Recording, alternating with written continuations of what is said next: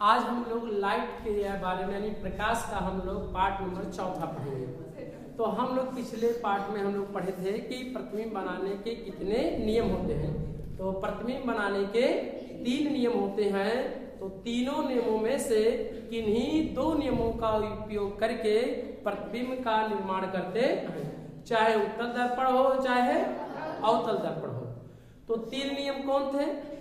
तो पहला नियम था कि मुख्य अक्ष के समांतर जाने वाली किरणें दर्पण से परावर्तन के पश्चात मुख्य फोकस से होकर जाती हैं। दूसरा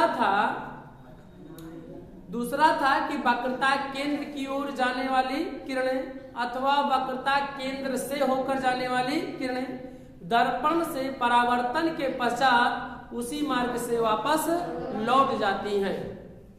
तीसरा नियम था कि मुख्य फोकस से होकर जाने वाली किरणें या मुख्य फोकस की ओर जाने वाली किरणें दर्पण से परावर्तन के पश्चात उसी मुख्य अक्ष के समांतर हो जाती हैं। ये कितने नियम हैं? 3 नियम। और ये तीनों नियमों में प्रतिबिंब बनाने के नियम का उपयोग करते हैं और तीनों नियमों में से केवल किन्हीं मात्र 2 नियमों का उपयोग करके प्रतिबिंब का निर्माण कर लेते हैं।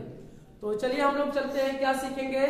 पहले ना हम सीखेंगे कि अवतल दर्पण द्वारा प्रतिबिंब का बनना।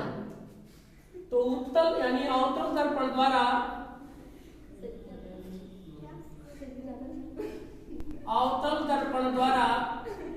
प्रतिबिंब का बनना।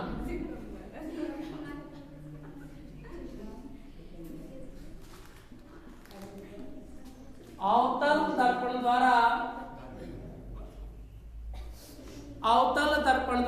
प्रतिबिंब का बनना। तो इसकी पहले हम लोग अवतल दर्पण लिख लें। अवतल दर्पण बना ले इस तरह से। और प्रतिबिंब बनाने के लिए आपको पहले से बताए हैं कि इसके कुछ बिंदु होते हैं मुख्य में, और उसको हम लोग दर्शा लें। किसके द्वारा? चिन्हों द्वारा दर्शा लिया जाता है। एक रेखा बीचों बीच से होकर जाती है, इस रेखा का नाम क्या है? मुख्य अक्ष। और यहाँ जो आप देख रहे हैं कि इधर वाला पृष्ठ बाएं तरफ का जो पृष्ठ है परावर्तक पृष्ठ है, इधर वाला पृष्ठ अपवर्तक पृष्ठ है। दर्पण के परावर्तक तल के मध्य बिंदु को ध्रुव कहते हैं, जिसे P से प्रदर्शित। तो हम लोग यहाँ पर P से क्या करेंगे? दर्शा देंगे। इसके बाद यह अवतल दर्पण खोखले गोले का यह भाग होता है, उस गोले के केंद्र को वक्रता केंद्र, यानी जिस खोखले गोले का भाग होता है उस गोले के केंद्र को वक्रता केंद्र कहते हैं, जिसे हम लोग C से। तो मान लिया जा रहा है कि इस गोले का वक्रता केंद्र यहाँ पर क्या है? C है। और मुख्य फोकस आता है। इसके बाद मुख्य फोकस वक्रता केंद्र और ध्रुव के ठीक मध्य बिंदु पर होता है। हमारे पास पट्टी तो होगा नहीं, लगभग करके मानेंगे। अगर यहाँ मान लेंगे तो गलत आएगा, यहाँ मान लेंगे गलत आएगा। हम लोग माने तो मध्य बिंदु पर माने, लगभग कि यहाँ पर मुख्य फोकस होगा और मुख्य फोकस को कैपिटल F से प्रदर्शित करते हैं। ये रहा हमारा अवतल दर्पण। अब इसके सामने वस्तु रखा जाएगा। वस्तु कहाँ पर रखा जाएगा? देखिए, इधर वाला पृष्ठ में लाल ऑक्साइड का पेंट लगा है जो अपवर्तक पृष्ठ है, तो प्रकाश की किरणें इस सतह पर प्रकाश का परावर्तन नहीं होगा, इसलिए प्रकाश की किरणें इधर से नहीं डाला जाएगा। प्रकाश की किरणें सदैव बाईं ओर से डाले जाएंगे। हम इस चीज को बाद में जानेंगे, पहले हम लोग सीख लें कि अवतल दर्पण द्वारा प्रतिबिंब का बनना। इसके बाद नियम अलग पढ़ेंगे। तो हम लोग क्या सीख रहे हैं कि अवतल दर्पण द्वारा प्रतिबिंब का बनना। तो इसके लिए वस्तु को पहले नंबर कहां पर रख दिया जाए? ये अवतल दर्पण है। अवतल दर्पण के सामने वस्तु को यहाँ आप चाहे रखिए, यहाँ रखिए, यहाँ रखिए, यहाँ रखिए, यहाँ रखिए, कहीं भी रखिए, लेकिन दर्पण के सामने रखा जाए। अनंत सबसे पहले अगर मान लिया जाए कि वस्तु को अनंत दूरी पर रख दिया जाए तो उस प्रतिबिंब का कैसा दिखाई देगा, हम लोग इसको जानेंगे। एक चीज आपको बता दें कि प्रतिबिंब 2 प्रकार के होते हैं, एक वास्तविक प्रतिबिंब और एक आभासी प्रतिबिंब। पिछले पार्ट में हम लोग पढ़ चुके हैं। वास्तविक प्रतिबिंब जिस प्रतिबिंब को पर्दे पे प्राप्त किया जा सके उसे वास्तविक प्रतिबिंब कहते हैं, और जिस प्रतिबिंब को पर्दे पे प्राप्त ना कर सके उसे हम लोग आभासी प्रतिबिंब कहते हैं। तो हमने जैसे एग्जांपल के रूप में बताया था परछाई, परछाई भी क्या है, वास्तविक। पर्दा वाला वीडियो जो चलता है वो भी क्या है, वास्तविक प्रतिबिंब। जो दर्पण में चेहरा हम लोग देख के आते हैं वो कौन सा प्रतिबिंब है, आभासी प्रतिबिंब। तो अवतल दर्पण के सामने हम जब भी देखेंगे क्या देखेंगे, कोई भी दर्पण होगा, यदि कोई चाहे उत्तल दर्पण हो, चाहे अवतल दर्पण हो, और चाहे समतल दर्पण हो, यदि तीनों दर्पण हो, और यदि दर्पण के पीछे यदि प्रतिबिंब बनेगा तो कौन सा प्रतिबिंब बनेगा, आभासी प्रतिबिंब बनेगा। और यदि दर्पण के परावर्तक पृष्ठ के आगे बनेगा तो कौन सा प्रतिबिंब होगा, वास्तविक प्रतिबिंब होगा। यानी दर्पण के अगर प्रतिबिंब इधर बनेगा तो वास्तविक प्रतिबिंब, और दर्पण के इधर बनेगा तो आभासी प्रतिबिंब। दूसरा पॉइंट कि यह रेखा जो है ये मुख्य अक्ष है, मुख्य अक्ष के अगर प्रतिबिंब ऊपर बनेगा तो प्रतिबिंब सीधा बनेगा, और यदि मुख्य अक्ष के नीचे अगर प्रतिबिंब बना तो कैसा बनेगा, उल्टा बनेगा। प्रकाश की किरणें यानी वस्तुओं से चलने वाली प्रकाश की किरणें जिन बिंदुओं पे मिलती है उसे परावर्तन या अपवर्तन के पश्चात जिन बिंदुओं पर मिलती है उसे क्या कहते हैं, प्रतिबिंब कहते हैं। तो प्रतिबिंब सीधा भी हो सकता है और उल्टा। बनाते समय यदि मुख्य अक्ष के यदि परावर्तित किरणें ऊपर काटेंगी मुख्य अक्ष के तो प्रतिबिंब कैसा बनेगा, सीधा बनेगा।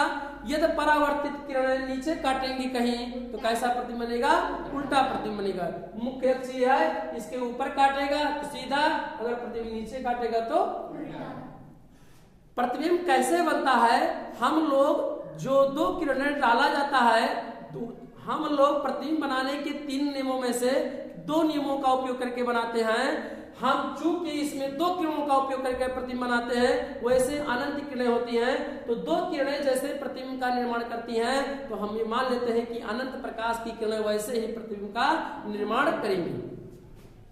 तो मान लिया जब कोई वस्तु अनंत है तो हम लोग जानते हैं वस्तु अनंत है, तो अनंत यदि वस्तु है तो अनंत से आने वाली प्रकाश की किरणें आपस में क्या होती हैं, समांतर होती हैं। अनंत से आने वाली प्रकाश की किरणें क्या होती हैं, समांतर होती हैं। यदि इस किरण को डाला जाए तो अनंत से आने वाली प्रकाश की किरणें आपस में क्या होती हैं, समांतर होती हैं। मान लिया जाए कि कहीं वस्तु ऐसे इस तरह से रखा हुआ है, ऐसे कोई वस्तु इसके सामने रखा हुआ है, लेकिन ये जो दूरी है वो क्या है, अनंत दूरी पे रखा हुआ है। तो जिसका इसका एक जो सिरा होगा वो कहां से होकर जाएगा बाबू, ये आकर जाएगा। तो देखा जाए कि इसके एक सिरे से लेकर जाया जाए तो मुख्य अक्ष के समांतर जाने वाली किरणें अनंत से प्रकाश की किरणें आएंगी, और कहां से होकर जाएंगे, तो हम लोग जानते हैं कि मुख्य अक्ष के समांतर जाने वाली किरणें क्या होंगी, फोकस से होकर जाएंगी। कहां से होकर जाएंगी, फोकस से होकर जाती है। मुख्य अक्ष के समांतर जाने वाली किरणें दर्पण से परावर्तन के पश्चात कहां से होकर जाएंगे। ये पहली स्थिति है कि जब पहली स्थिति है ये कि जब वस्तु कहां पर स्थित हो, जब वस्तु अनंत पर स्थित हो, अनंत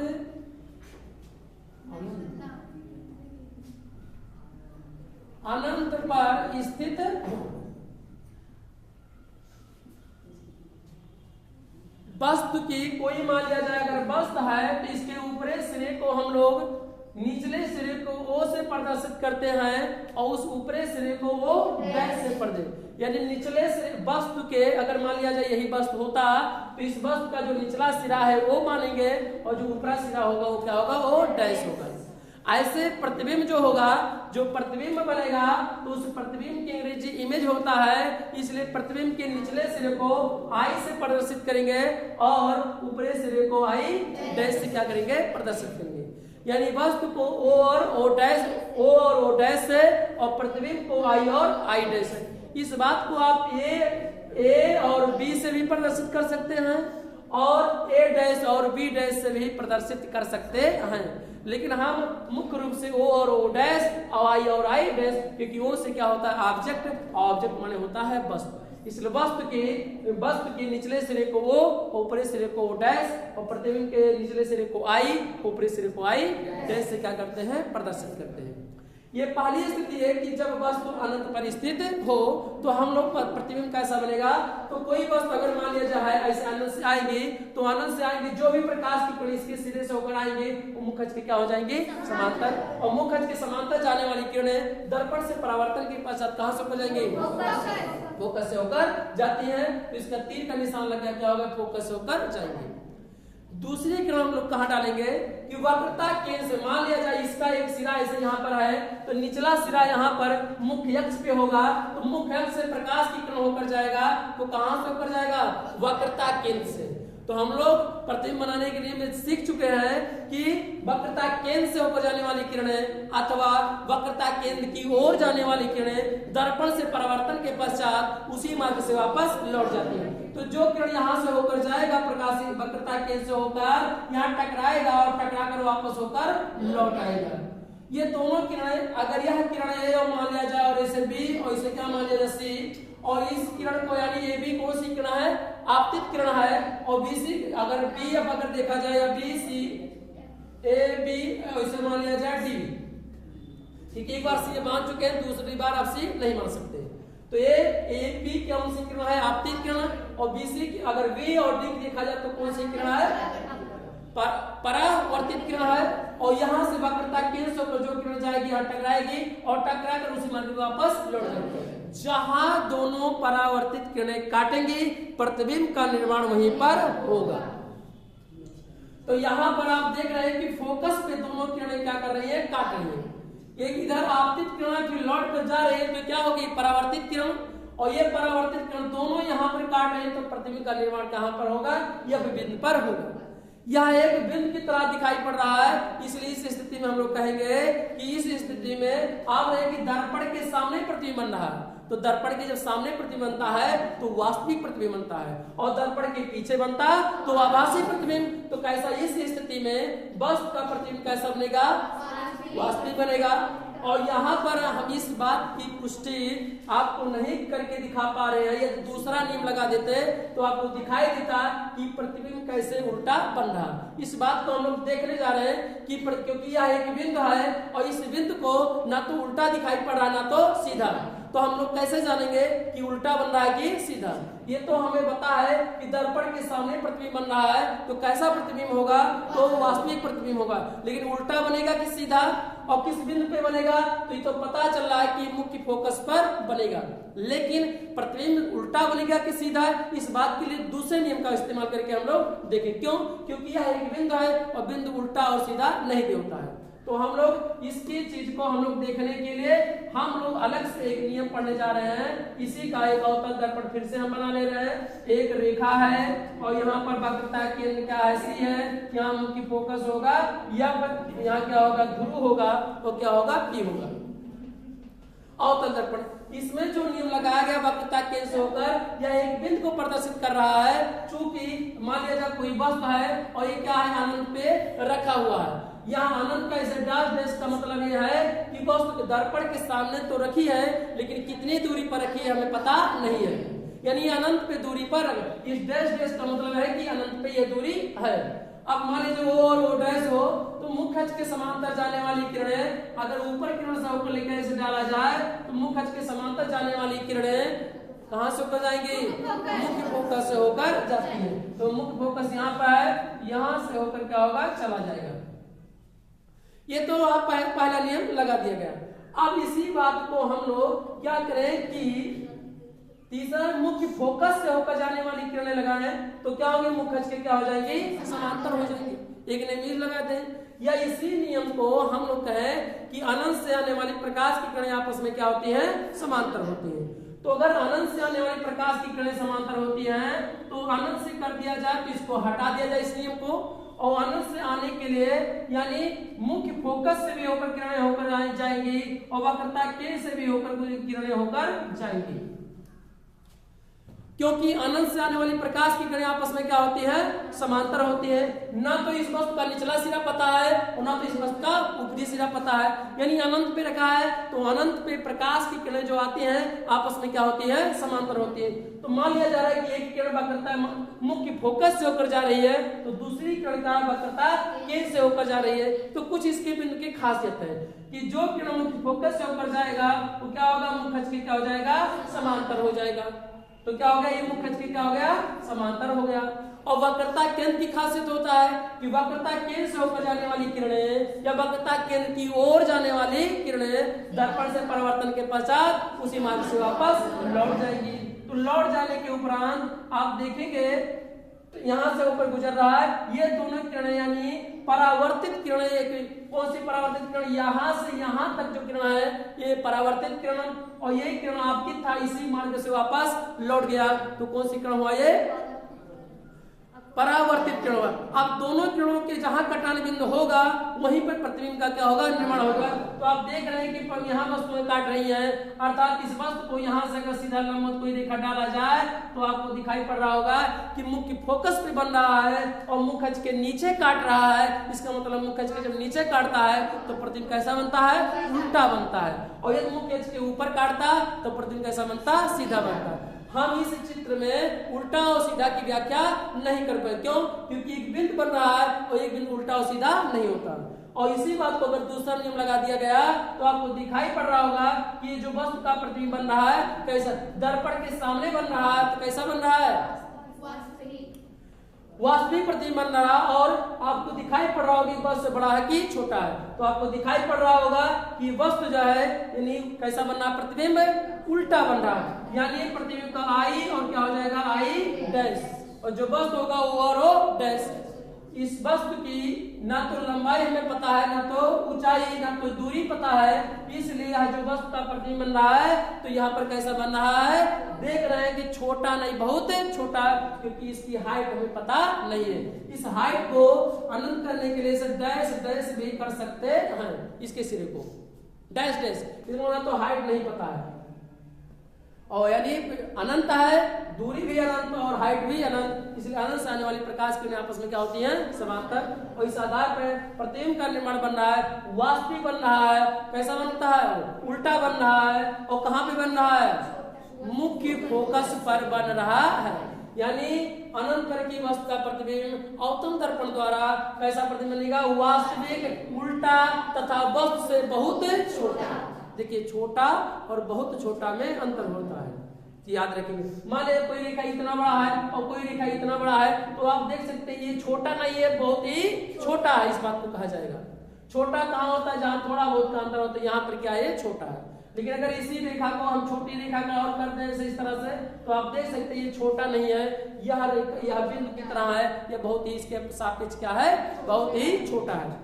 और बहुत छोटे को प्रतिबिंब में देखने के लिए इस इमेज अगर देखने उपयोग कर लिया जाए तो आप देख रहे हैं कि वस्तु अनंत में रखा है, वस्तु और डैश अनंत में रखा है और वस्तु अनंत में रखा है, तो यहाँ से आने वाली प्रकाश की किरणें आपस में क्या होती हैं, समांतर वाला नियम न लगाकर हम दूसरा लगा दें कि मुख्य अक्ष के समांतर जाने वाली किरणें दर्पण से परावर्तन के पश्चात मुख्य फोकस से होकर जाती है, वक्रता केंद्र से होकर जाने वाली किरणें दर्पण से परावर्तन के पश्चात उसी मार्ग से वापस लौट आती है।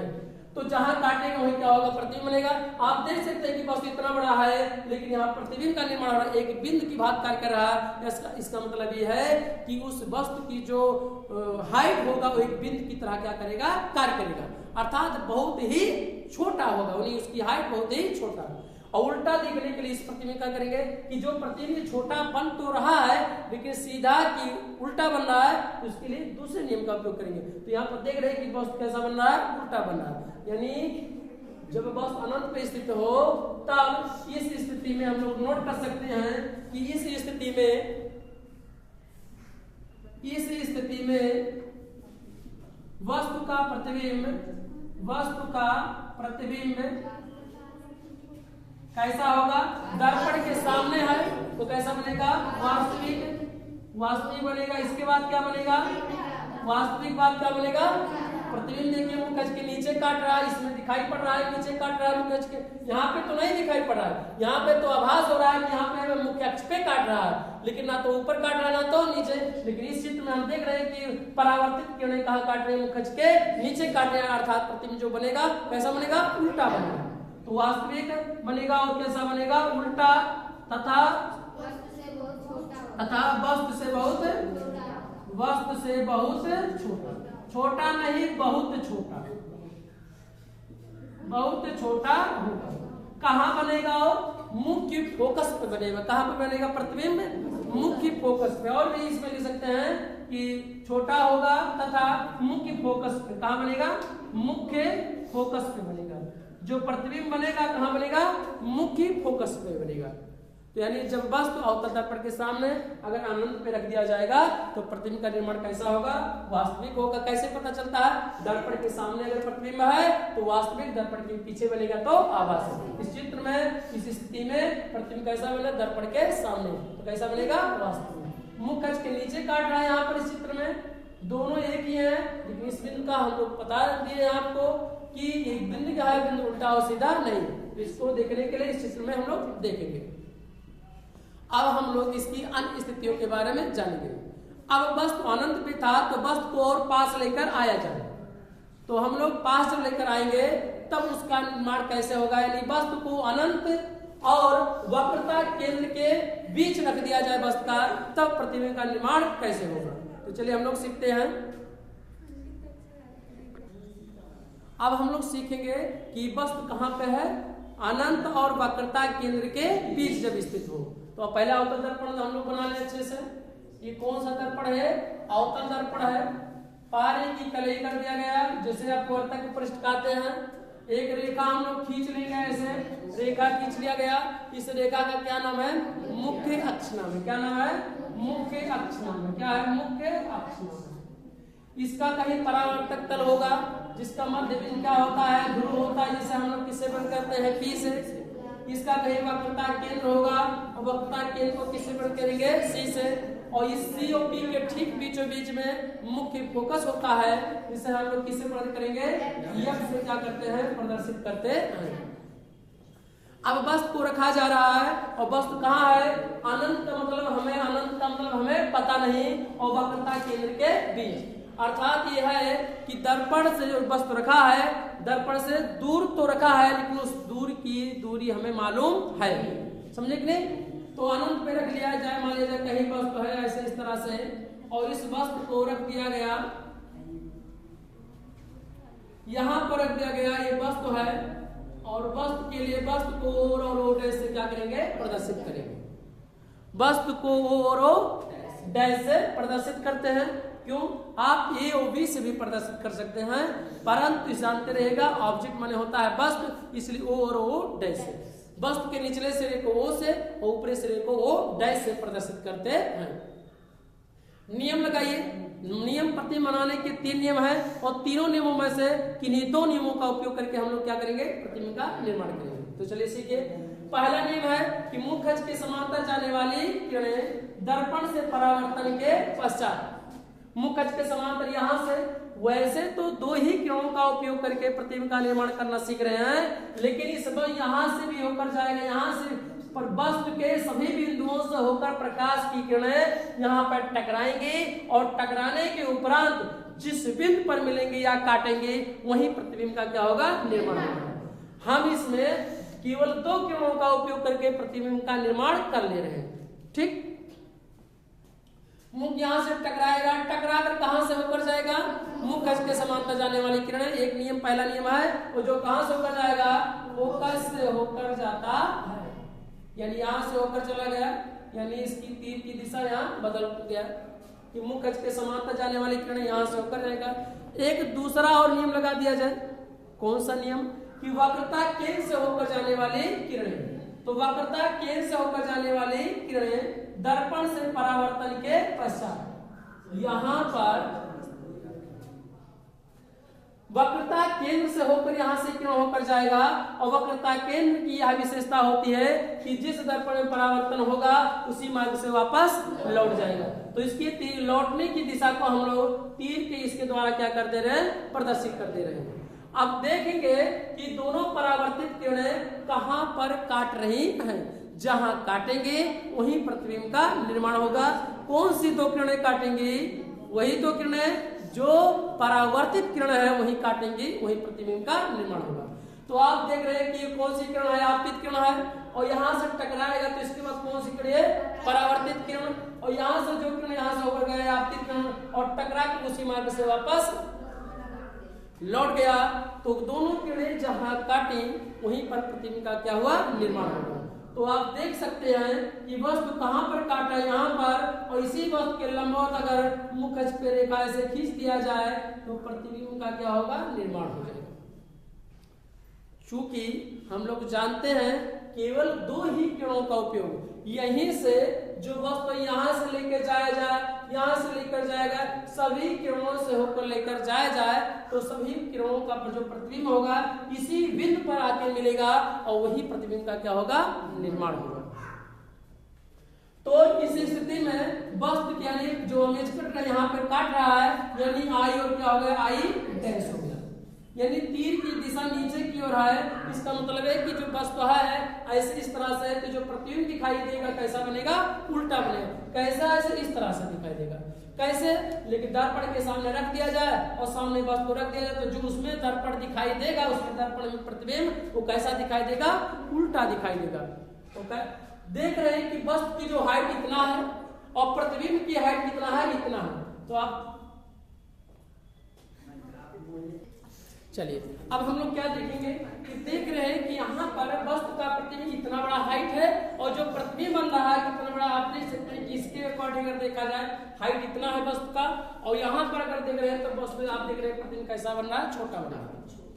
तो इस स्थिति में वस्तु का प्रतिबिंब कैसा बनेगा, दर्पण के सामने बन रहा है तो कैसा बनेगा, वास्तविक होगा। क्या बनेगा, वास्तविक बनेगा। कैसा बनेगा, वास्तविक बनेगा। कामा और मुख्य अक्ष के आप देख रहे हैं नीचे परावर्तित किरणें काट रही हैं तो प्रतिबिंब कैसा बनेगा, उल्टा बनेगा। तो वास्तविक बन गया और कैसा बन गया, उल्टा बन गया। वस्तु और कैसा बनेगा, वास्तविक उल्टा। वस्तु से बड़ा होगा कि छोटा होगा, तो आप देख सकते हैं कि वस्तु इतना बड़ा है और प्रतिबिंब इसके सामने देख रहे हैं तो कैसा है, छोटा है। नापने पे ही पता चल रहा है। तो यहाँ पर कैसा होगा, वस्तु से क्या होगा, छोटा होगा, छोटा। तथा कहां पर प्रतिबिंब बनेगा, तो प्रतिबिंब हम लोग जानते हैं कि वक्रता केंद्र और मुख्य फोकस के बीच बनेगा। अर्थात तथा कहां बनेगा, वक्रता केंद्र, वक्रता केंद्र और मुख्य फोकस के बीच, मुख्य फोकस के बीच बनेगा। यानी इस स्थिति में वस्तु का प्रतिबिंब वास्तविक और कैसा बनेगा, उल्टा, वस्तु से छोटा। और क्या होगा, इसके पहले वाले में बहुत छोटा बात हुआ था, तो बहुत छोटा का हम बताए थे कि वस्तु रहा इतना बड़ा और प्रतिबिंब बने छोटा सा एक बिंदु की भाग, तो क्या हो जाता है, बहुत छोटा। इसमें बिंदु की भाग नहीं बन रहा है, वस्तु प्रतिबिंब बन रहा है लेकिन कैसा बन रहा हो, छोटा बन रहा है, मतलब वस्तु से लगभग कुछ छोटा बन रहा है। तो यानी वस्तु छोटा, वक्रता केंद्र और प्रतिबिंब और किसके बीच बनना है, कहां पर, तो दर्पण के दर्पण के वक्रता केंद्र और मुख्य फोकस के बीच बन रहा है। तो हम लोग अगर पूछा कि प्रतिबिंब कहां बनेगा, तो वक्रता केंद्र और ध्रुव के बीच बनेगा, मुख्य फोकस के बीच बनेगा। इसी बात को अब हम और बढ़ा रहे हैं कि यह एक ही किरण लेकर जा रहे हैं। ये तो मान लिया जाए कि और भी किरण होकर जाता है, यहाँ से होकर जाता तो टकरा कर, तो टकरा के बाद कहां से हो जाता, फोकस से होकर जाता है। तो इसके बाद यहाँ से और भी ऐसे किरण कहां से होकर जाएंगी, फोकस से होकर जाएंगी। और इसके बाद वक्रता केंद्र से होकर जो भी किरण जाएगा, वक्रता की प्रत्येक बिंदु से होकर क्या आ जाएगा, मुख्य अक्ष के समांतर हो जाएगा। ऐसे इस तरह से होते हुए जाएगा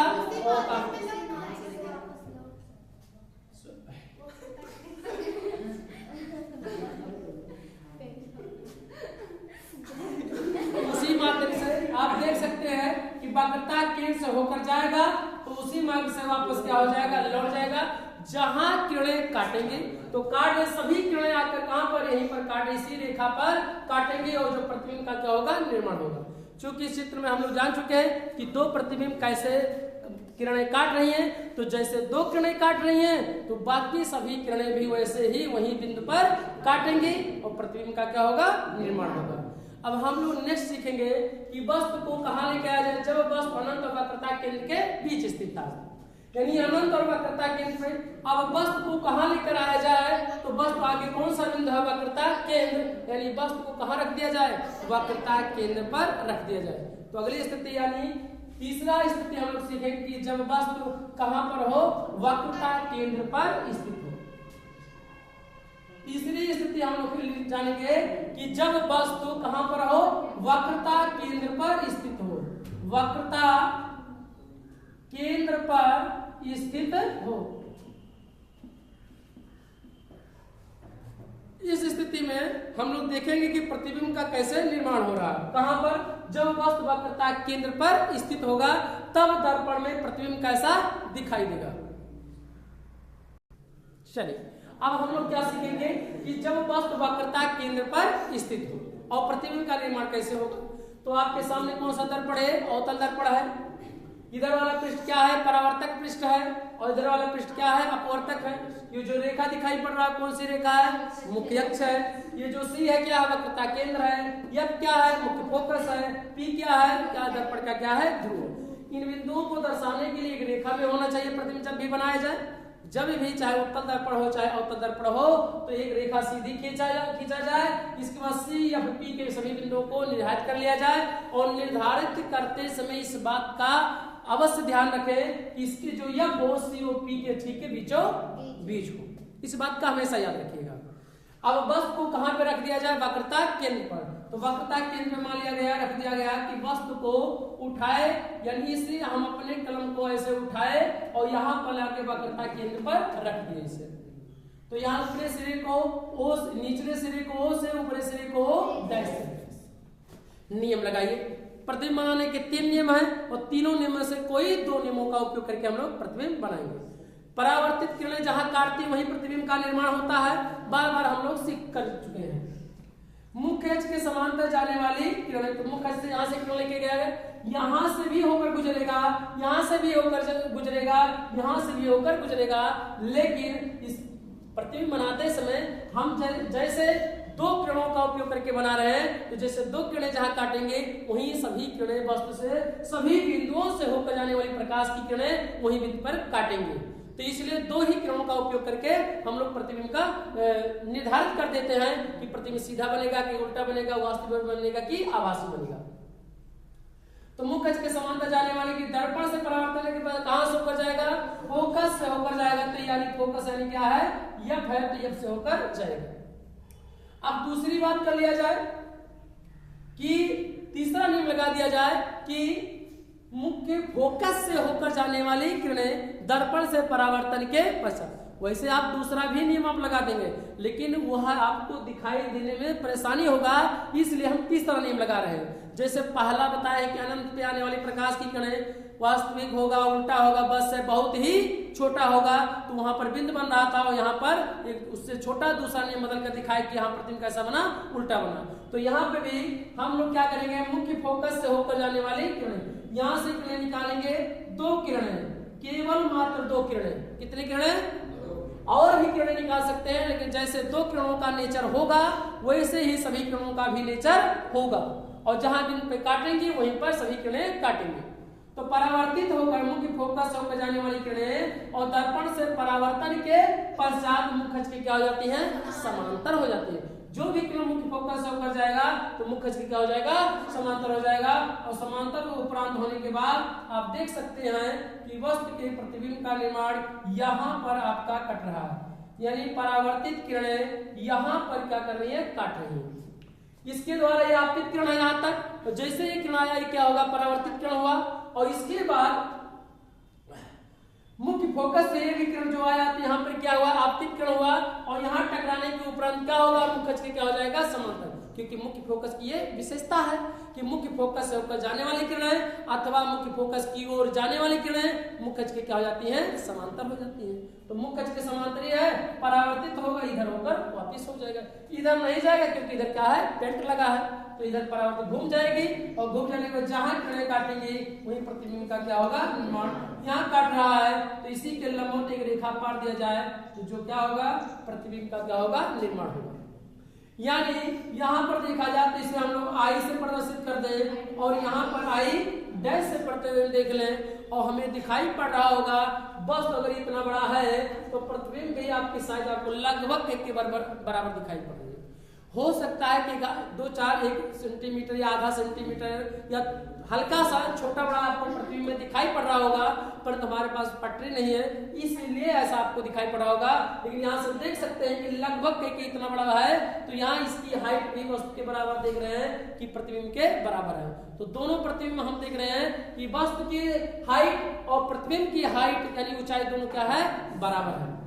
तो हमने क्या सीखा, हमने ये सीखा कि दर्पण के सामने अगर बनेगा तो वास्तविक तो दर्पण के सामने प्रतिबिंब बन रहा है, मुख्य अक्ष के नीचे काट रहा है तो प्रतिबिंब कैसा बनेगा, उल्टा बनेगा। तो यहाँ पर कैसा बन रहा है, मुख्य अक्ष के सामने बन रहा है तो कैसा, इस स्थिति में वस्तु का प्रतिबिंब कैसा बनेगा, वास्तविक बनेगा। कैसा बनेगा, वास्तविक। क्यों ऐसा कह रहे हैं, क्योंकि दर्पण के सामने बन रहा है, मुख्य अक्ष के नीचे काट रहा है इसलिए कैसा बनेगा, उल्टा बनेगा। कैसा बनेगा, उल्टा बन रहा है। इसके बाद क्या आप देख रहे हैं कि वस्तु की क्या है, देख रहे हैं जितनी बड़ी वस्तु है उतनी बड़ी क्या है, प्रतिबिंब की हाइट है। तो क्या होगा, वस्तु के बराबर, क्या होगा, वस्तु के बराबर होगा, बराबर वस्तु के बराबर। इसके बाद और प्रतिबिंब कहाँ बनेगा, दर्पण के किस पॉइंट पर, तो हम लोग देख रहे हैं कि वक्रता केंद्र पर ही बन रहा प्रतिबिंब, अर्थात तथा वक्रता केंद्र पर बनेगा। कहां पर बनेगा, वक्रता केंद्र पर बनेगा। यानी इस स्थिति में वस्तु का प्रतिबिंब वास्तविक उल्टा वस्तु के बराबर तथा वक्रता केंद्र पर बनेगा। इस वस्तु को और भी किरणें इस तरह से दर्शा सकते हैं तो हम देखेंगे कि इन्हीं बिंदुओं के लंबवत रेखा पर ही सभी किरणें क्या होंगी, काटेंगी। यदि मान लिया जाए कोई प्रकाश की किरण यहां से होकर गुजार दिया जाए तो परावर्तित होकर कहां से होकर जाएगी, फोकस से होकर जाएगी। तो आप देखेंगे यहां पर होकर जाएगी, काट रही है। और अगर मान लिया जाए दूसरी किरण इसी बिंदु से जो आपतित किरण यहां से निकला वही किरण यहां से फोकस से होकर गुजरे तो गुजरने के बाद मुख्य अक्ष के क्या हो जाएगा, समांतर। और मुख्य अक्ष के समांतर हो जाने के उपरांत कहां से होकर जाएगा, तो आप देख सकते हैं कि इसी बिंदु पर काट रहा है जहां प्रतिबिंब वस्तु यहां पर बना था। तो यहां पर देख रहे हैं कि सभी बिंदुओं पर ऐसे ही सभी बिंदुओं से होकर अगर गुजारा जाए तो प्रतिबिंब का निर्माण जैसे है तो ऐसे यहाँ पर बनेगा लेकिन कैसा बनेगा, उल्टा बनेगा। तो हम लोग अगली स्थिति हम लोग सीखेंगे कि इसकी यानी इस स्थिति में वास्तविक उल्टा वस्तु के बराबर तथा वक्रता केंद्र के पर बनेगा। अब हम लोग अगला स्थिति जानेंगे कि वस्तु को कहाँ खिसका दिया जाए आगे, तो वक्रता केंद्र और मुख्य फोकस के बीच स्थिति, यानी जब वस्तु वक्रता केंद्र और मुख्य फोकस के बीच स्थित हो। अब हम लोग सीखेंगे अगली स्थिति की जब वस्तु वक्रता केंद्र और मुख्य फोकस के बीच स्थित हो। तो यहाँ पर देखेंगे कि वक्रता केंद्र यहाँ पर है और ये मुख्य फोकस है, ये क्या है, ध्रुव है, और यह जो रेखा है कौन सी रेखा है, मुख्य अक्ष है। क्या है, मुख्य अक्ष है। यहाँ बीच का मतलब ये नहीं कि बीचों बीच ही मध्य में रख दिया जाए, यहाँ बीच का मतलब है कि यहाँ पर सी और एफ के बीच होना चाहिए।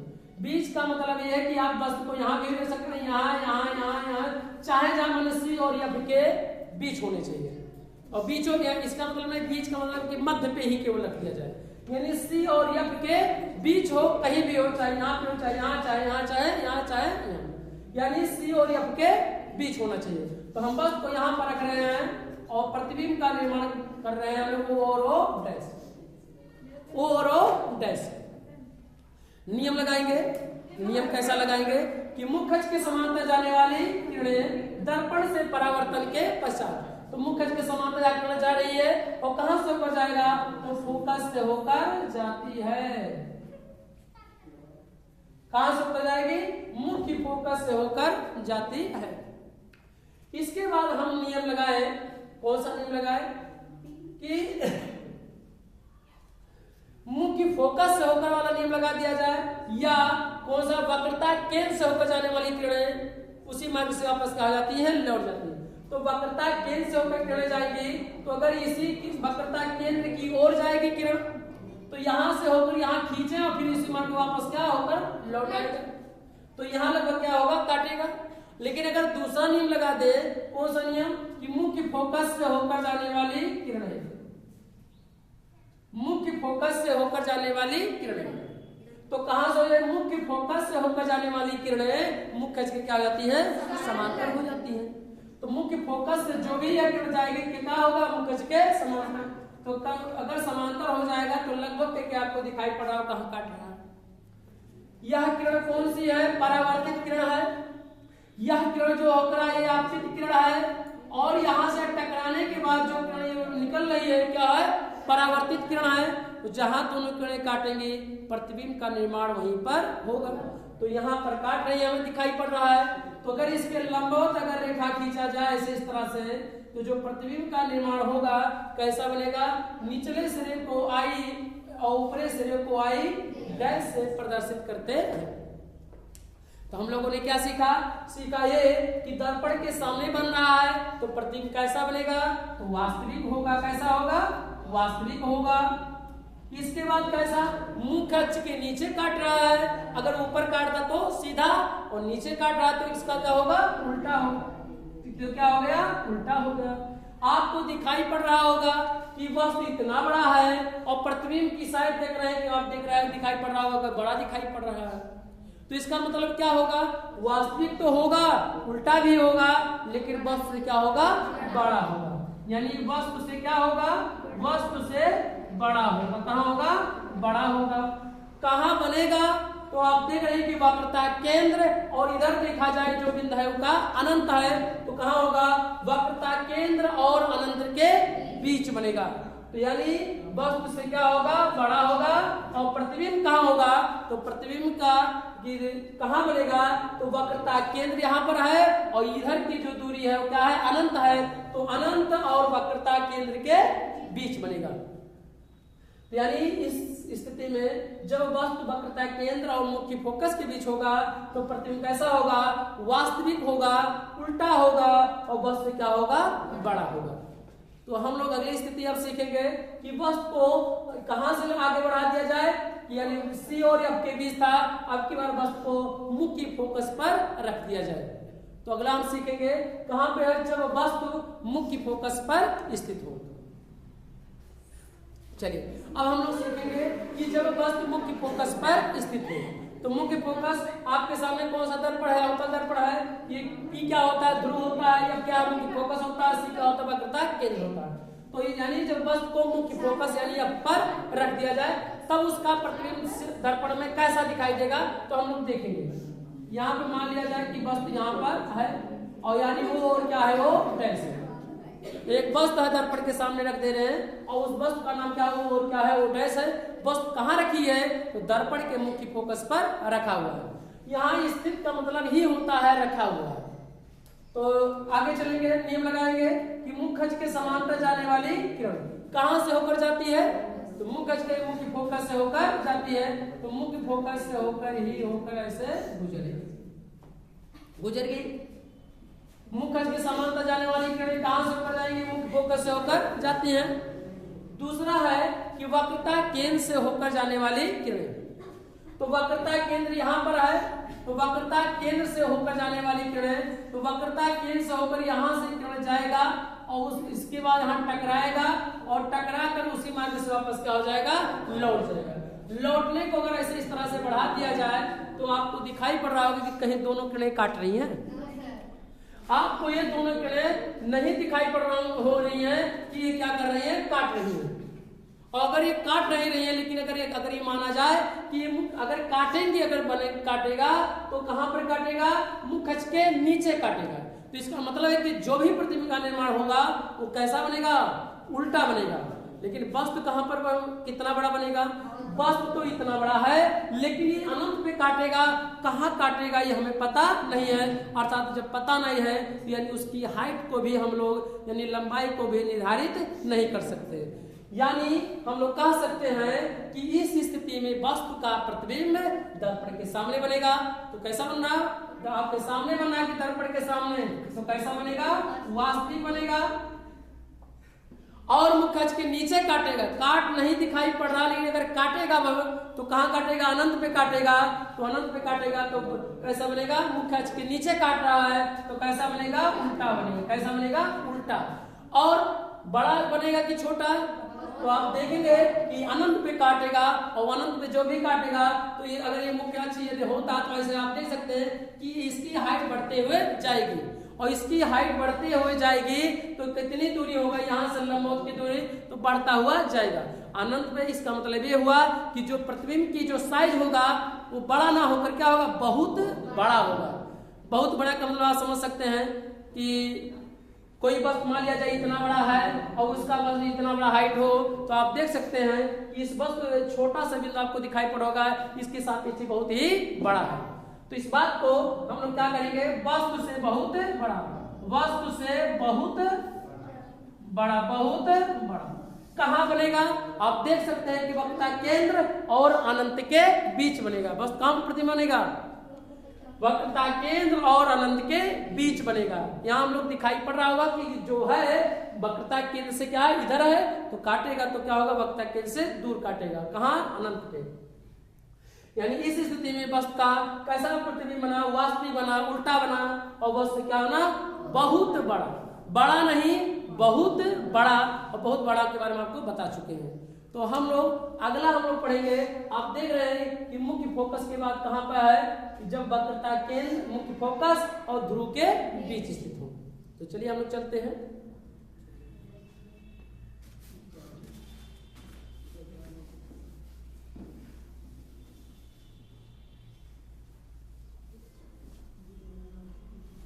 जब वस्तु, अगला हम लोग स्थिति सीखेंगे कि जब वस्तु मुख्य फोकस और ध्रुव के बीच स्थित हो। मुख्य फोकस F तथा ध्रुव के बीच स्थित हो। ध्रुव के बीच स्थित हो। बीच स्थित हो। बीच स्थित हो। तो हम लोग सीखेंगे कि वस्तु कहां पे स्थित रखा है? जब वस्तु मुख्य फोकस और ध्रुव के बीच। तो हम लोग सीखेंगे कौन सा दर्पण है? अवतल दर्पण है। ये क्या लगा दिया गया? पारे की कलई लगा दिया गया। एक रेखा खींचा गया जिसे हम लोग कौन सा क्या कहते हैं? मुख्य अक्ष कहते हैं। क्या कहते हैं? मुख्य अक्ष कहते हैं। इसका कहीं ध्रुव होगा तो ध्रुव को हम लोग किससे प्रदर्शित करते हैं? P से प्रदर्शित करते हैं। कहीं इसका C होगा वक्रता केंद्र, और कहीं बीचों बीच कहाँ होगा? F होगा।